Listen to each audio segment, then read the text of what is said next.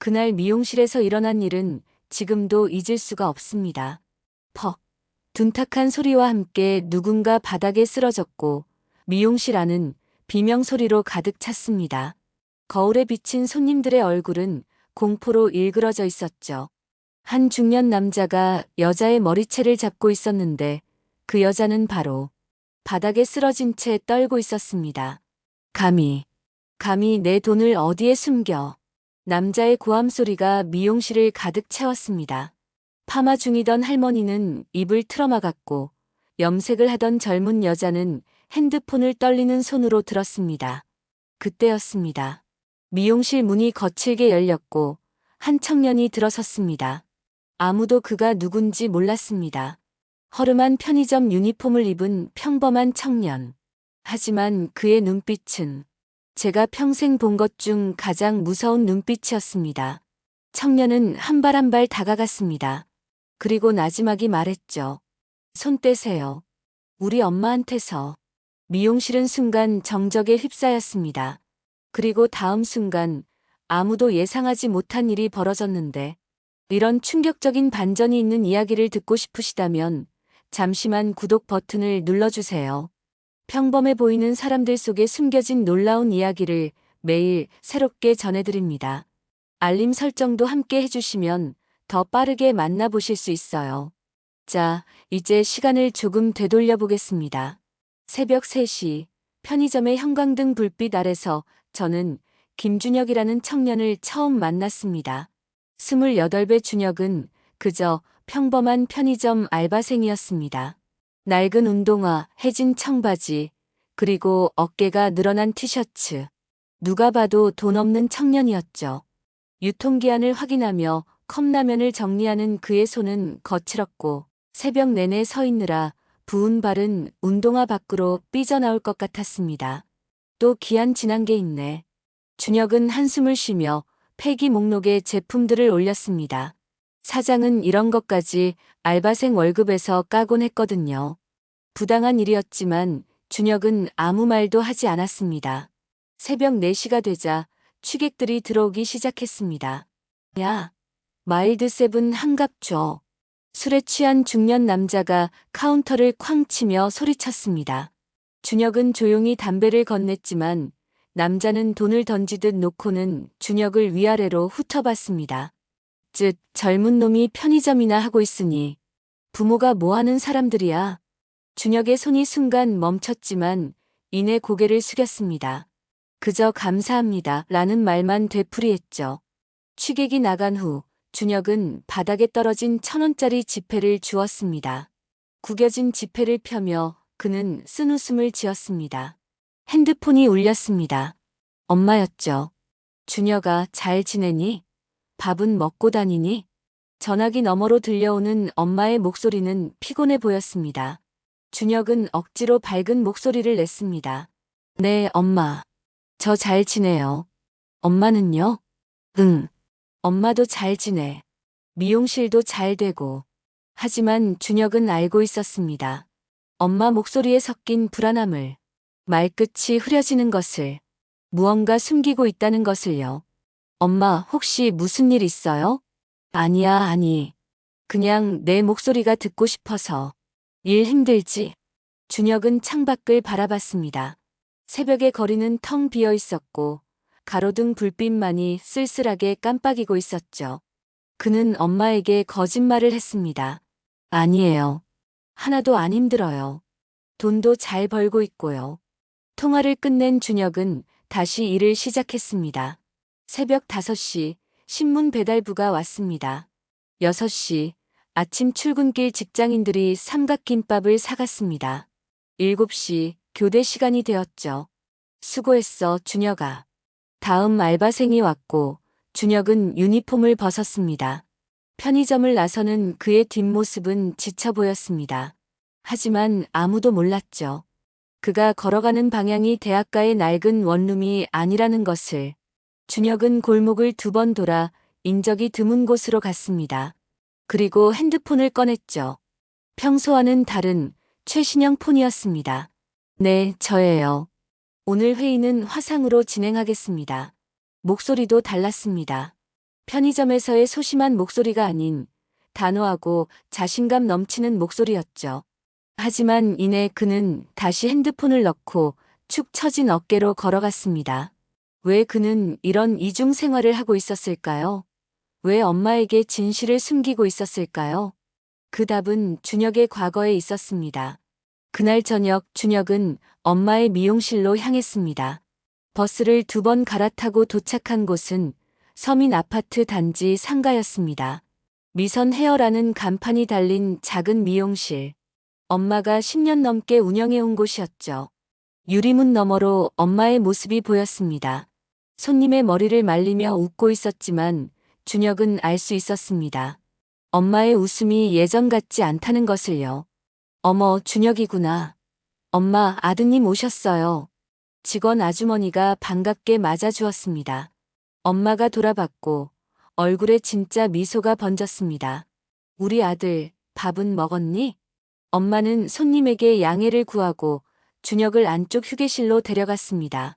낡은 소파와 작은 냉장고, 전자레인지가 전부인 공간. 엄마는 냉장고에서 반찬통들을 꺼냈습니다. 엄마가 내 좋아하는 계란말이 만들어뒀어. 멸치볶음도 있고. 준혁은 엄마의 손목을 보았습니다. 긴팔을 입었지만 살짝 보이는 부분에 멍이 있었죠. 엄마는 황급히 소매를 내렸습니다. 엄마, 그거. 아, 이거. 파마 기계에 부딪혔어. 워낙 좁은 데서 일하다 보니. 거짓말이었습니다. 준혁은 알고 있었죠. 하지만 엄마가 먼저 말하기 전까지는 물을 수 없었습니다. 엄마의 자존심을 지켜주고 싶었으니까요. 두 사람은 작은 테이블에 마주 앉아 저녁을 먹었습니다. 엄마는 계속 준혁에게 반찬을 집어주었습니다. 많이 먹어. 요즘 살이 빠진 것 같아. 엄마도 드세요. 엄마는 괜찮아. 아까 김밥 먹었어. 이것도 거짓말이었겠죠. 준혁은 엄마의 수척한 얼굴을 바라봤습니다. 화장으로 가리려 했지만 피곤함이 묻어났습니다. 무엇보다 엄마의 눈에서 빛이 사라진 것 같았습니다. 엄마, 새아버지는 잘 지내세요? 엄마의 손이 순간 멈췄습니다. 그리고 억지 미소를 지었죠. 응, 잘 지내. 요즘 사업이 좀 안 풀려서 예민하긴 한데 원래 그럴 때가 있잖아. 준혁은 주먹을 꽉 쥐었습니다. 테이블 아래에서 엄마가 보지 못하게. 사업이 안 풀린다. 그 남자가 하는 사업이 뭔지 준혁은 이미 조사를 마친 상태였습니다. 도박. 그게 그 남자의 사업이었죠. 엄마, 돈이 필요하면 제가. 무슨 소리야? 내가 무슨 돈이 있다고. 편의점 알바로 버는 돈은 내가 써야지. 엄마는 손을 내저었습니다. 준혁은 가슴이 아팠습니다. 지금 당장이라도 진실을 말하고 싶었죠. 엄마, 사실 저한테 돈이 있어요. 엄마가 상상도 못할 만큼 많은 돈이요. 하지만 그럴 수 없었습니다. 3년 전 새아버지가 처음 집에 왔을 때가 기억났습니다. 엄마는 그때 정말 행복해 보였거든요. 15년 만에 다시 사랑을 찾았다며 수줍게 웃던 엄마. 준혁은 그 행복을 깨뜨리고 싶지 않았습니다. 적어도 그때는요. 준혁아, 넌 엄마가 재혼한 거 후회하지 않니? 갑작스러운 질문에 준혁은 놀랐습니다. 엄마의 눈에 눈물이 고여 있었습니다. 엄마, 왜 그런 말씀을? 그냥 가끔 내가 불쌍해서. 새아버지랑 어색하잖아. 명절 때도 불편하고. 준혁은 엄마의 손을 잡았습니다. 거칠고 마른 손.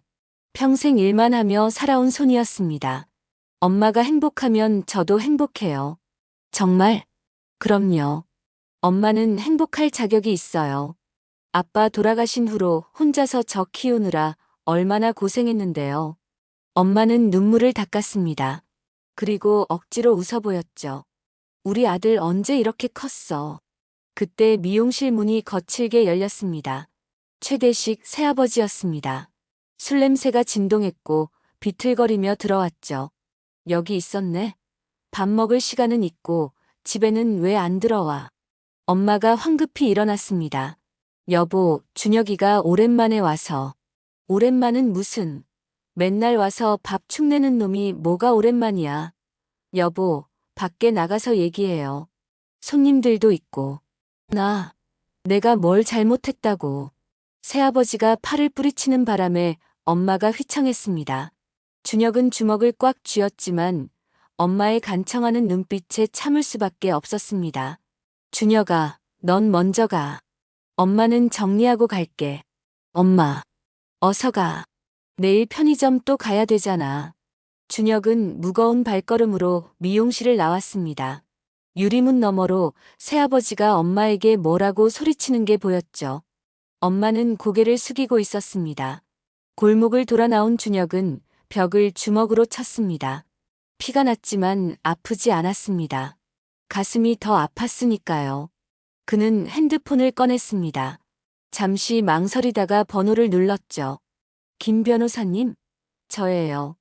그건 좀 더 자세히 조사해 주세요. 최대식이라는 사람요. 전화를 끊고 준혁은 하늘을 올려다봤습니다. 별이 보이지 않는 도시의 밤하늘. 그의 눈가가 붉어졌습니다. 엄마 조금만 더 참아주세요. 제가 꼭 지켜드릴게요. 하지만 준혁은 몰랐습니다. 상황이 생각보다 훨씬 심각하다는 것을. 그리고 더 이상 참을 수 없는 순간이 곧 닥칠 거라는 것을요. 챕터 3. 준혁이 일어서려 하자 엄마가 손으로 제지했습니다. 그리고 새아버지에게 다가가 팔을 잡았죠. 일주일 후 준혁은 김 변호사로부터 충격적인 보고를 받았습니다. 편의점 창고에서 재고 정리를 하던 중이었죠. 핸드폰이 울렸고 화면에는 김 변호사라는 이름이 떴습니다. 준혁은 주변을 확인한 후 창고 구석으로 갔습니다. 네, 말씀하세요. 전화기 너머로 김 변호사의 신중한 목소리가 들려왔습니다. 최대식에 대한 조사 결과였죠. 듣고 있던 준혁의 얼굴이 점점 굳어졌습니다. 사채가 3억이요? 준혁은 믿을 수 없었습니다. 새아버지가 도박으로 진 빚이 3억이라니. 더 충격적인 건 그 다음이었습니다. 담보로 잡힌 게 미용실이라고요? 엄마 미용실을? 김 변호사는 더 끔찍한 사실을 전했습니다. 최대식이 엄마 몰래 미용실을 담보로 사채를 썼다는 것, 서류를 위조했고 엄마의 도장을 몰래 사용했다는 것, 그리고 한 달 안에 갚지 못하면 미용실을 빼앗긴다는 것까지. 준혁은 분노로 몸을 떨었습니다. 엄마가 20년 넘게 피땀 흘려 일군 미용실. 아빠가 돌아가신 후 홀로 준혁을 키우며 버팀목이 되어준 그곳을 그 남자가 도박 빚으로 날려버릴 판이었던 겁니다. 그리고 대표님, 한 가지 더 있습니다. 김 변호사의 목소리가 더욱 낮아졌습니다. 최대식이 자주 가는 도박장이 있는데 거기가 조직 폭력배들이 운영하는 곳입니다. 그리고 오늘 밤 큰 판이 벌어진다고 합니다. 준혁은 잠시 생각했습니다. 그리고 결심했죠. 주소 보내주세요. 대표님, 위험합니다. 경찰에 신고하는 게 괜찮습니다. 직접 확인하고 싶어요. 그날 밤 준혁은 도박장으로 향했습니다. 도시 외곽의 허름한 건물.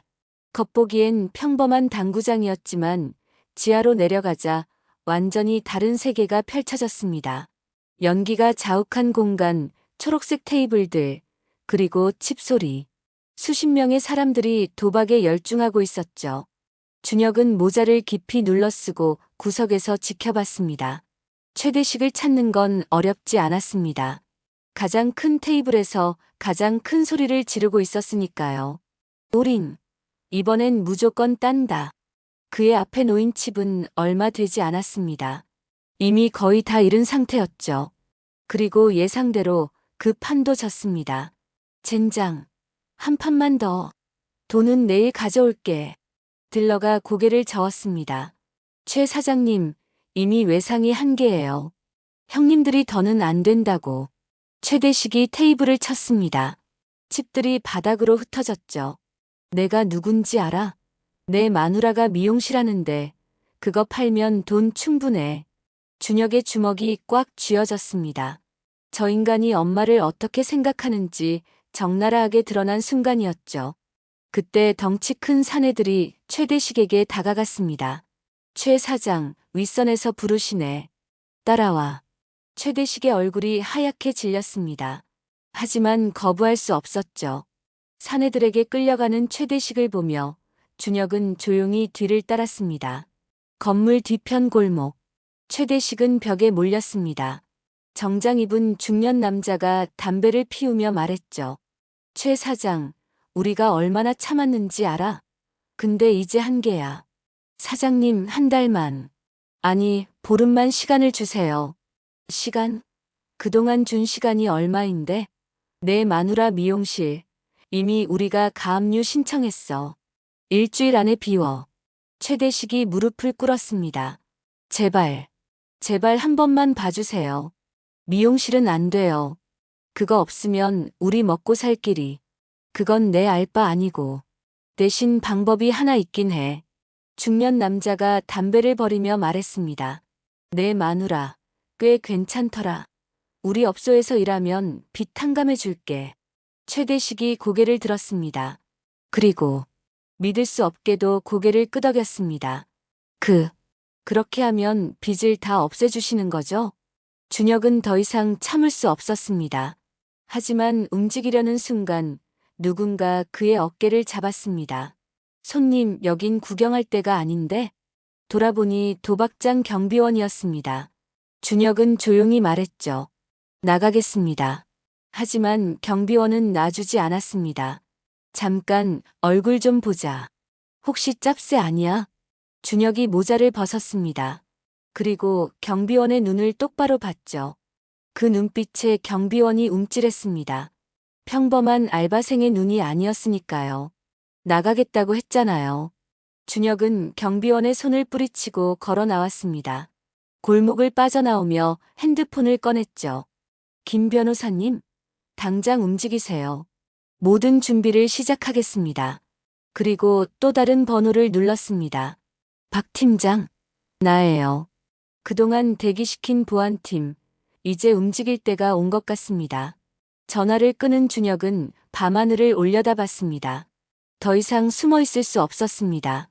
엄마를 지키기 위해서는 이제 모든 걸 드러낼 때가 왔죠. 하지만 그가 예상하지 못한 일이 있었습니다. 최대식이 생각보다 훨씬 빨리 움직일 거라는 것을요. 그리고 그 대가로 엄마가 위험에 빠질 거라는 것을요. 다음 날 아침 준혁은 불안한 예감에 편의점 일을 마치자마자 엄마의 미용실로 향했습니다. 미용실에 도착했을 때는 오전 10시쯤이었죠.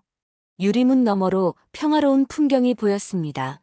엄마가 단골 손님의 파마를 하고 있었고 직원들도 각자 손님을 응대하고 있었습니다. 준혁은 안도의 한숨을 쉬었습니다. 아직은 아무 일도 일어나지 않은 것 같았으니까요. 하지만 그때 검은 승용차 한 대가 미용실 앞에 멈춰 섰습니다. 최대식이 내렸죠. 그리고 그의 뒤를 따라 낯선 남자 둘이 더 내렸습니다. 어제 도박장에서 본 그 조직원들이었습니다. 준혁의 심장이 빠르게 뛰기 시작했습니다. 최대식이 미용실 문을 열고 들어가는 게 보였죠. 준혁도 서둘러 뒤따라 들어갔습니다. 여보, 왔어요? 엄마가 밝게 인사했지만 최대식의 표정은 어두웠습니다. 그리고 뒤따라 들어온 남자들을 보고 엄마의 얼굴이 굳었죠. 여보, 이분들은 미용실 서류 어디 있어? 최대식의 갑작스러운 질문에 엄마가 당황했습니다. 서류요? 무슨 서류? 등기부등본이랑 인감증명서 말이야. 어서. 손님들이 불안한 눈빛으로 쳐다봤습니다. 엄마는 떨리는 목소리로 물었죠. 도대체 무슨 일이에요? 이분들은 누구고? 그때 조직원 중 한 명이 나섰습니다. 사모님, 남편분이 우리한테 돈을 좀 빌리셨는데 갚을 길이 없어서요. 이 미용실을 담보로 하기로 했습니다. 엄마의 얼굴이 하얗게 질렸습니다. 뭐라고요? 그게 무슨... 여보, 잠깐만 시간을 벌면 돼. 그러니까 일단 서류부터. 최대식이 엄마의 팔을 잡았습니다. 그 순간이었습니다. 준혁이 나섰죠. 손 떼세요. 모두의 시선이 준혁에게 쏠렸습니다. 최대식이 비웃었습니다. 너 같은 놈이 무슨 참견이야? 가족 일에 끼어들지 마. 가족이라고요? 준혁의 목소리가 차가워졌습니다. 편의점에서의 소심한 모습은 온데간데 없었죠. 가족이 그렇게 속이고 배신합니까? 엄마 미용실을 몰래 담보로 잡고 최대식의 얼굴이 붉어졌습니다. 내가 뭘 안다고. 그가 준혁을 밀쳤습니다. 준혁이 뒤로 물러났지만 쓰러지지는 않았죠. 그리고 다시 한 걸음 앞으로 나왔습니다. 경고합니다. 엄마한테 손대지 마세요. 조직원들이 비웃었습니다. 애송이가 겁도 없네. 너 누구야? 그냥 아들입니다.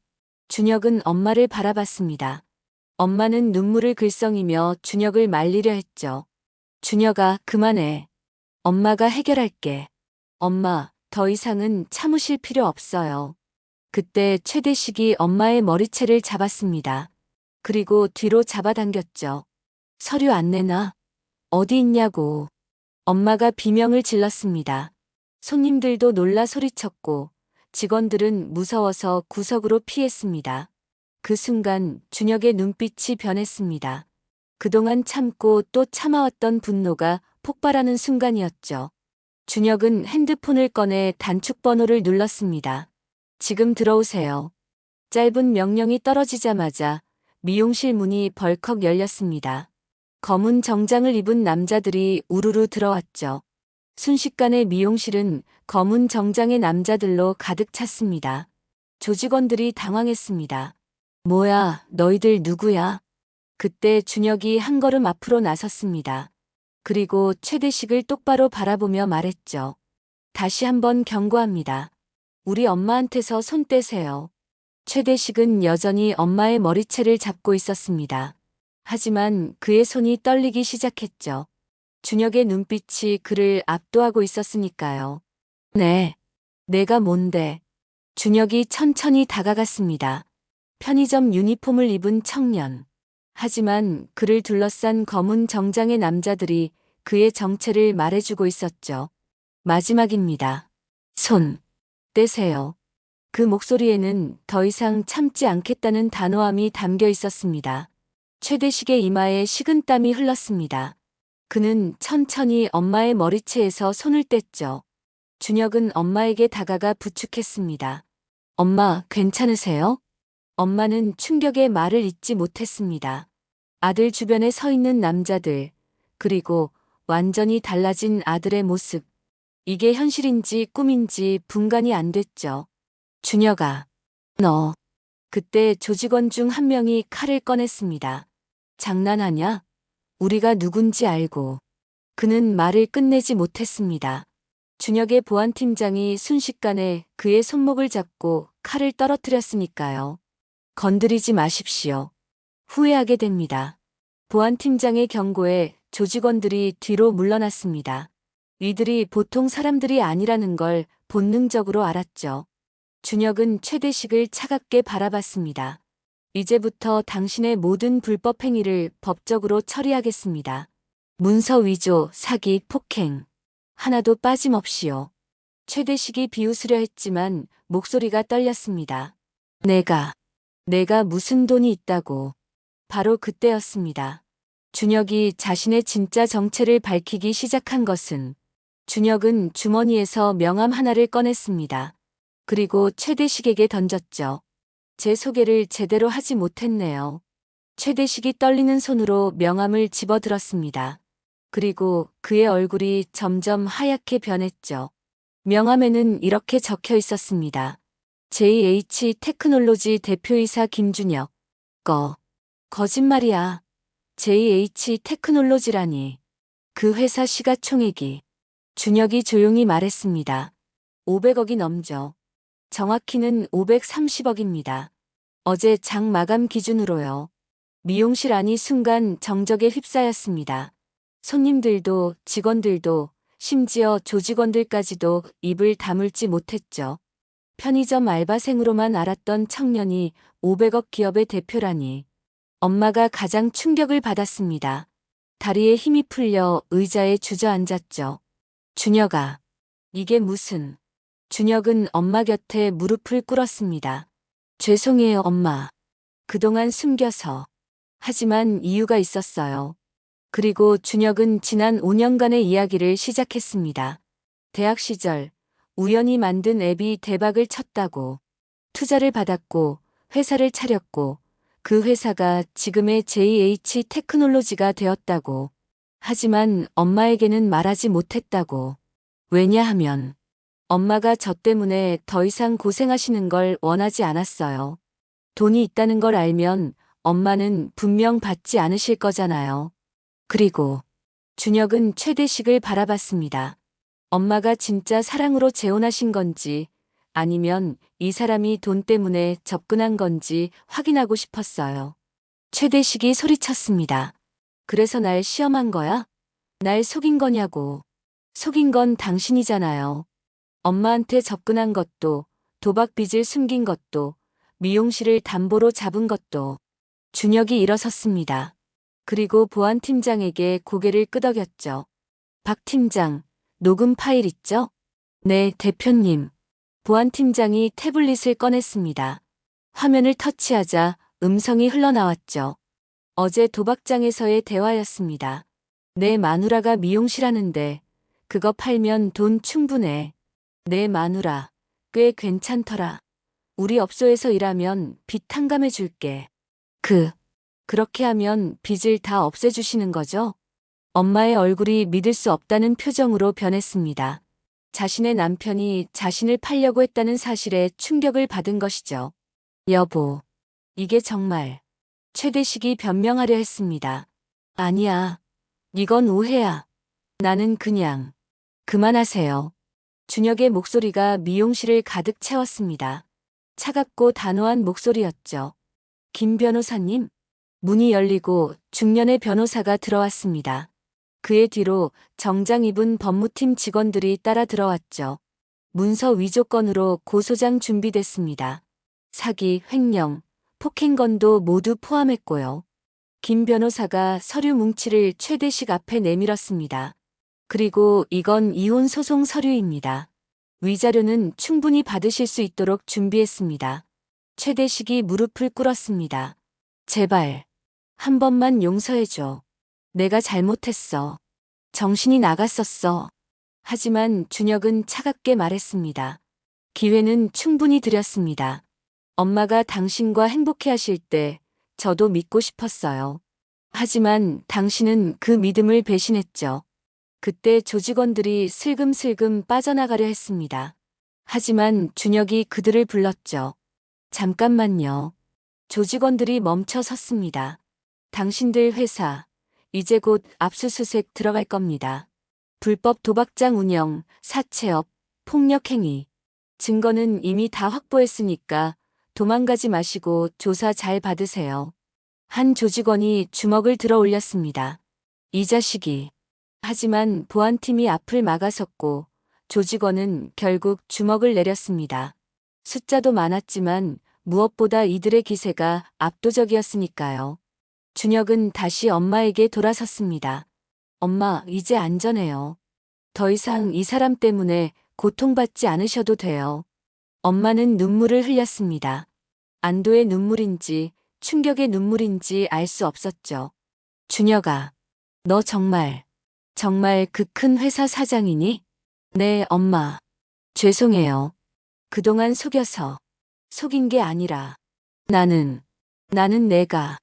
엄마는 말을 잇지 못했습니다. 아들이 자신을 위해 얼마나 많은 것을 숨기고 참아왔는지 깨달았으니까요. 미용실 밖에서 사이렌 소리가 들려왔습니다. 경찰이 도착한 것이죠. 최대식과 조직원들은 연행되었습니다. 미용실이 다시 조용해졌을 때 준혁은 엄마의 손을 잡았습니다. 엄마, 이제 새로 시작해요. 제가 지켜드릴게요. 하지만 준혁은 아직 모르고 있었습니다. 엄마가 왜 최대식과 재혼했는지, 그 진짜 이유를 말이죠.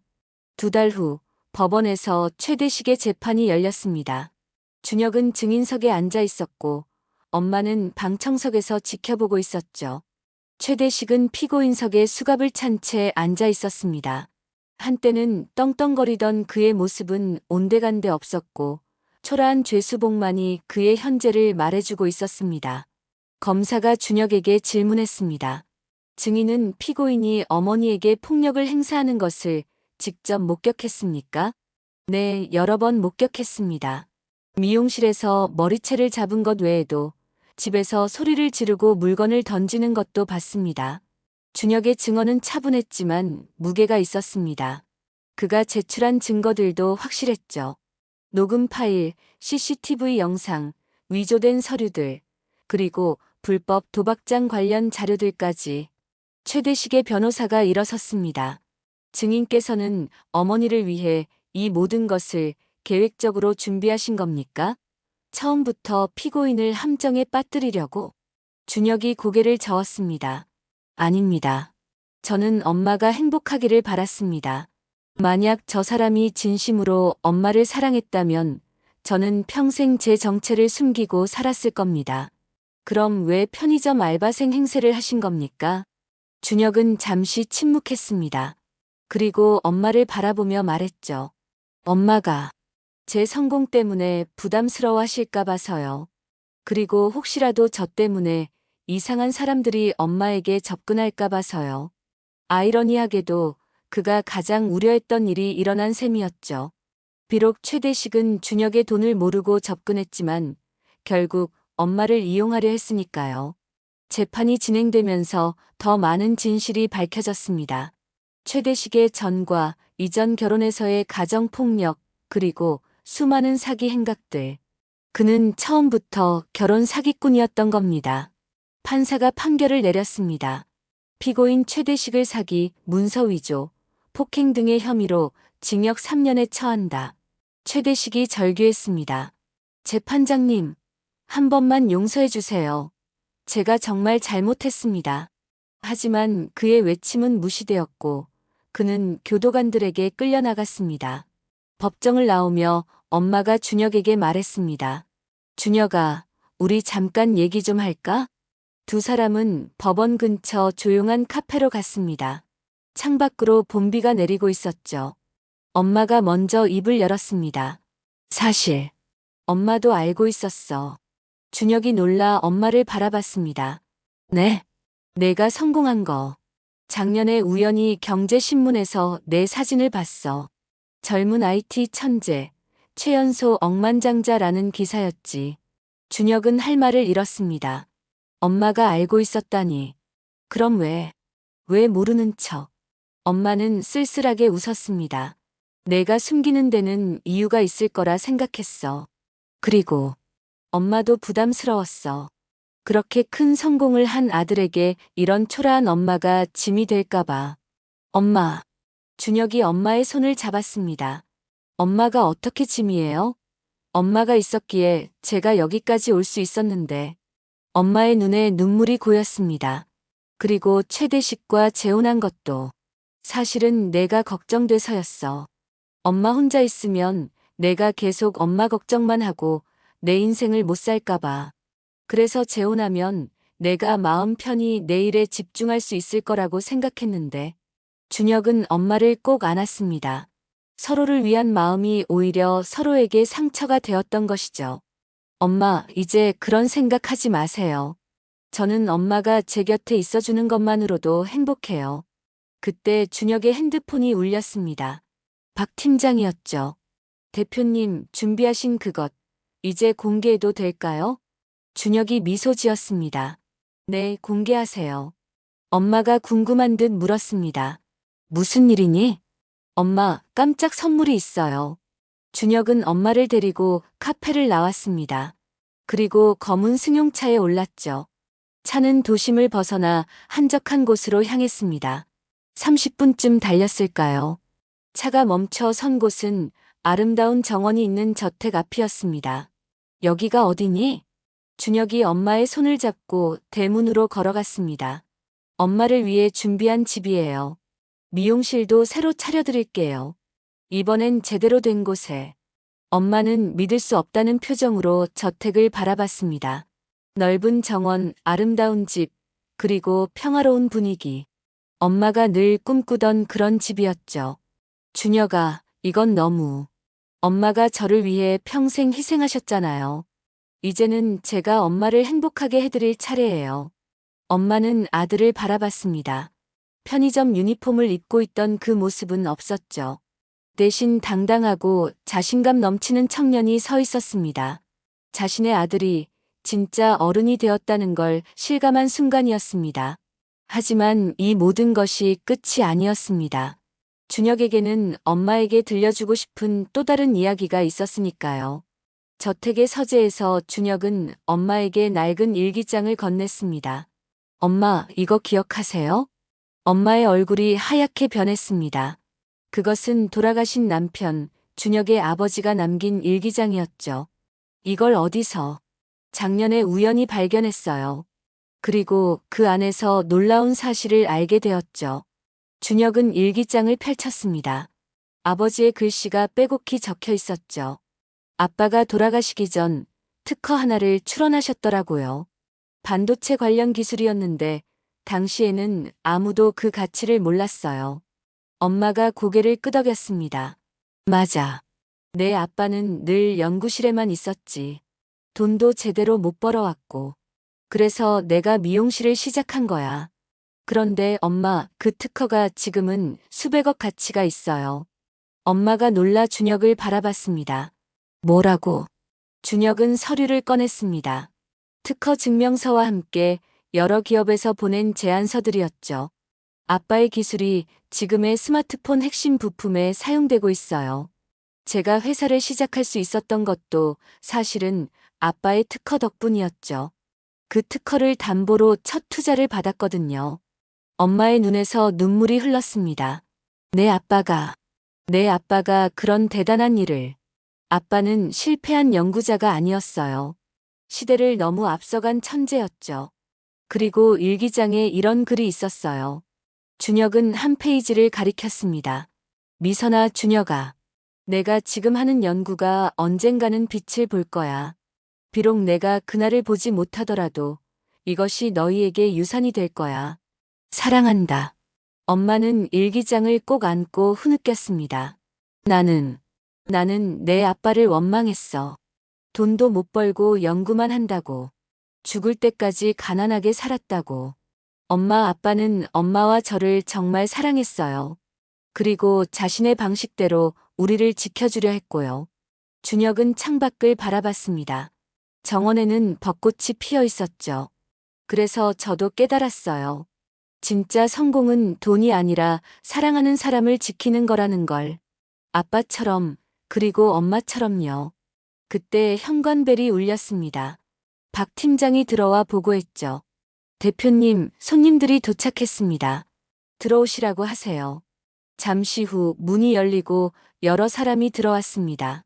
엄마의 미용실 직원들이었죠. 그들은 꽃다발과 선물을 들고 있었습니다. 사모님, 축하드려요. 이제 고생 끝이에요. 직원들이 엄마를 안아주었습니다.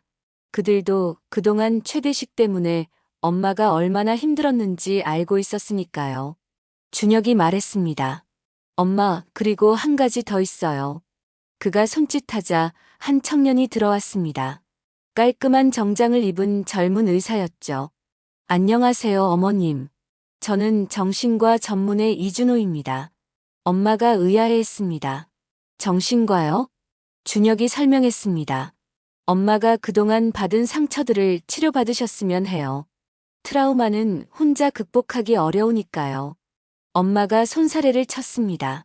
아니야, 엄마는 괜찮아. 엄마, 제발요. 저를 위해서라도 치료받아주세요. 엄마가 진짜 행복해져야 저도 마음이 편해요. 이준호 의사가 부드럽게 말했습니다. 부담 갖지 마세요. 천천히 편하게 상담받으시면 됩니다. 엄마는 결국 고개를 끄덕였습니다. 그날 저녁 저택에서 작은 파티가 열렸습니다. 준혁의 회사 직원들, 엄마의 미용실 직원들, 그리고 가까운 이웃들이 모였죠. 준혁이 건배사를 했습니다. 오늘은 새로운 시작입니다. 더 이상 숨기지 않고 더 이상 아프지 않은 삶의 시작이요. 그리고 그는 엄마를 바라보며 미소 지었습니다. 엄마의 진짜 행복이 시작되는 날입니다. 건배. 모두가 잔을 들었습니다. 엄마의 얼굴에는 오랜만에 진짜 미소가 번졌죠. 파티가 한창일 때 준혁은 조용히 정원으로 나왔습니다. 밤하늘에는 별이 빛나고 있었죠. 아버지가 보고 있다면 기뻐하실까요? 그때 엄마가 나와 준혁 옆에 섰습니다. 준혁아. 네, 엄마. 고마워. 정말, 정말 고마워. 준혁은 엄마의 어깨를 감쌌습니다. 아니에요, 엄마. 제가 더 감사하죠. 엄마가 있어서 제가 여기까지 올 수 있었어요. 두 사람은 나란히 서서 밤하늘을 바라봤습니다. 길고 힘들었던 터널의 끝이 보이는 것 같았죠. 하지만 준혁에게는 엄마에게 아직 하지 못한 고백이 하나 더 있었습니다. 그것은 바로 1년 후 봄날의 어느 오후였습니다. 새로 문을 연 미선 뷰티 살롱은 강남의 번화가에 자리 잡고 있었죠. 이전과는 비교할 수 없을 정도로 크고 화려했지만 엄마의 따뜻한 손길은 여전했습니다. 그날은 특별한 날이었습니다. 준혁이 엄마에게 마지막으로 숨겨둔 이야기를 꺼내려 했으니까요. 엄마, 잠시 시간 있으세요? 엄마는 손님 응대를 마치고 준혁과 함께 살롱 2층 사무실로 올라갔습니다. 창밖으로는 서울의 풍경이 한눈에 들어왔죠.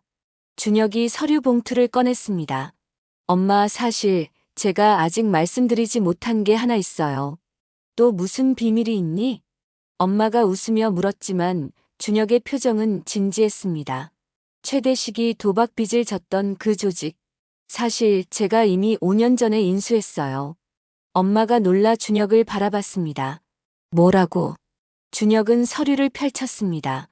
그것은 한 보안회사의 인수계약서였죠. 그들이 운영하던 불법 사업들을 모두 정리하고 합법적인 보안회사로 전환시켰어요. 지금 저희 회사를 지키는 박 팀장의 보안팀이 바로 그 회사 직원들이고요. 엄마는 믿을 수 없다는 표정이었습니다. 그럼 처음부터 다 계획된 거였니? 아니에요, 엄마. 처음엔 정말 우연이었어요. 회사 보안을 강화하려고 업체를 찾다가 그들의 정체를 알게 되었고 오히려 인수해서 바꿔버리자고 생각했죠. 준혁은 창밖을 바라봤습니다. 그런데 작년에 최대식이 그들과 연루된 걸 알고 모든 게 연결되어 있다는 걸 깨달았어요. 운명이었을까요? 엄마가 준혁의 손을 잡았습니다. 준혁아, 너 혹시 복수하려고 그런 거니? 준혁이 고개를 저었습니다. 복수가 아니에요, 엄마. 보호예요. 제가 그 조직을 인수하지 않았다면 최대식 같은 사람들이 계속 피해자를 만들었을 거예요. 그때 노크 소리가 들렸습니다. 박 팀장이 들어왔죠. 대표님, 손님이 오셨습니다. 뒤따라 들어온 사람은 중년의 여성이었습니다. 그녀는 엄마를 보자 눈물을 흘렸죠. 언니. 엄마가 놀라 일어섰습니다. 영수가. 두 사람은 서로를 끌어안았습니다. 준혁이 설명했죠. 이모님을 찾았어요. 15년 만이죠? 엄마가 믿을 수 없다는 듯 동생을 바라봤습니다. 아버지가 돌아가신 후 연락이 끊겼던 동생이었죠. 영숙 이모가 울먹이며 말했습니다. 언니 미안해. 그때 형부 장례식에도 못 가고. 너무 미안해. 괜찮아, 괜찮아. 이제라도 만났잖아. 준혁이 조용히 말했습니다. 이모님도 어려운 상황이었대요. 그래서 연락을 못했다고. 제가 찾아서 모셔왔어요. 세 사람은 오랜 시간 이야기를 나눴습니다. 잃어버린 시간들, 그리움, 그리고 앞으로의 계획들에 대해서요. 해가 질 무렵 준혁은 엄마와 이모를 데리고 한 곳으로 갔습니다. 도착한 곳은 아버지의 묘지였죠. 묘비 앞에는 새로운 비석이 세워져 있었습니다. 대한민국 반도체 기술의 선구자, 사랑하는 남편이자 아버지 김성준. 엄마가 묘비를 쓰다듬었습니다. 여보, 우리 준혁이가 이렇게 컸어요. 당신이 남긴 꿈을 이루었고요. 준혁도 무릎을 꿇었습니다. 아빠, 이제야 찾아뵙네요. 그동안 엄마 혼자 두셔서 죄송했어요. 하지만 이제는 제가 지킬게요. 바람이 불었습니다. 벚꽃잎이 흩날렸죠. 마치 아버지가 대답하는 것 같았습니다. 영숙 이모도 형부의 묘 앞에 꽃을 놓았습니다. 형부 미안해요. 그리고 고마워요. 언니와 준혁이를 지켜줘서. 세 사람은 한참을 그곳에 있었습니다. 해가 완전히 지고 별이 뜰 때까지. 돌아오는 길 준혁이 말했습니다.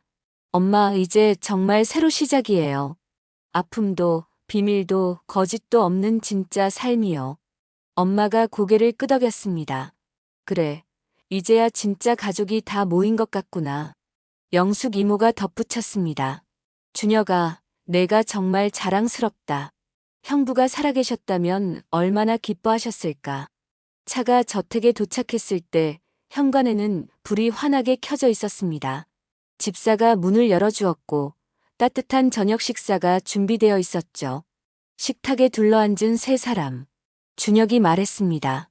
아빠가 일기장에 쓰셨던 것처럼 가족은 서로를 지키는 거래요. 돈이나 성공이 아니라 사랑으로요. 엄마가 아들의 손을 잡았습니다. 맞아.